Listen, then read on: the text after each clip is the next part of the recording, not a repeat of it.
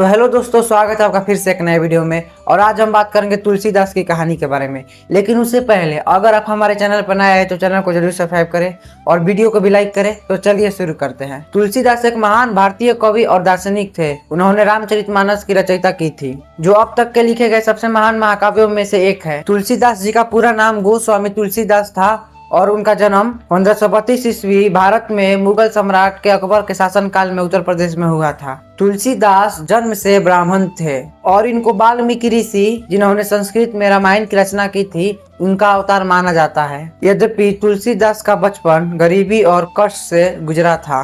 तुलसीदास भगवान राम के सच्चे अनुयायी थे और अपने गुरु नरहरिदास से शिक्षा ग्रहण करते थे। तुलसीदास का विवाह रत्नावली नाम के एक लड़की से हुआ था और इनसे तारक नाम का एक पुत्र भी हुआ। तुलसीदास की भावनाएं पूरी तरह अपनी पत्नी से जुड़ी हुई थी, जैसे कि उससे प्रचलित एक कहानी संबंधित है।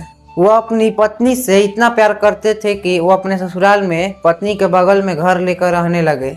हालांकि जब ये बात उनकी पत्नी को मालूम हुई तो रत्नावली ने उनके प्रेम का तिरस्कार करते हुए कहा कि जितना प्रेम तुम मुझसे करते हो उतना प्रेम ही तुम्हें राम से करना चाहिए। यह सब सुनकर तुलसीदास ने तुरंत ही मोह माया छोड़कर तपस्वी का जीवन व्यतीत करने लगे। अगले कुछ साल तक पूरे भारत का तुलसीदास ने भ्रमण किया। कई तीर्थ स्थल पर जाकर भगवान राम की खोज की और अपने मन को आध्यात्मिकता की ओर लगाया। और फिर तुलसी जी अयोध्या ठहरे। वहाँ की जनता को राम कथा सुनाने लगे। कथा के दौरान उन्हें एक दिन मनुष्य के भेष में एक प्रेत मिला, जिसने उन्हें हनुमान जी का पता बतलाया। हनुमान जी से मिलकर तुलसीदास ने श्री रघुनाथ जी से मिलने की प्रार्थना की। हनुमान जी ने कहा, तुम्हें चित्रकूट में रघुनाथ जी का दर्शन होंगे। इस बात पर तुलसीदास चित्रकूट की ओर चल पड़े। चित्रकूट पहुंचकर उन्होंने राम घाट पर अपना आसन जमाया। एक दिन प्रशिक्षण करने के लिए वे निकले थे कि यकायक मार्ग में उन्हें श्री राम का दर्शन हुआ।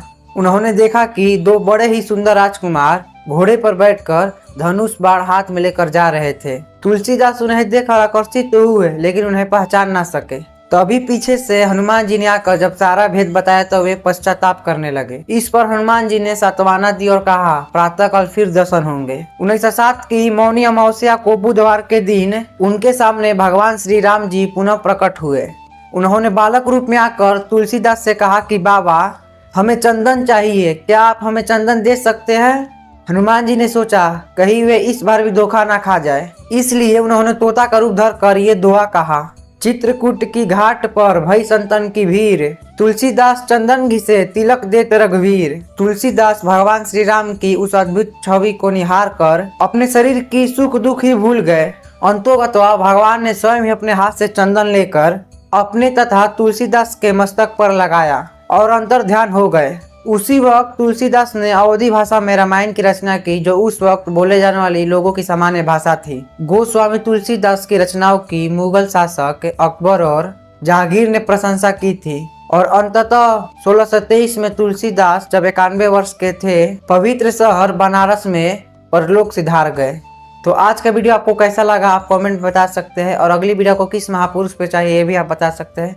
तब तक के लिए चैनल को जरूर सब्सक्राइब करें, वीडियो को भी लाइक करें। तब तक के लिए हृदय के गहराई से प्रेम पूर्वक धन्यवाद।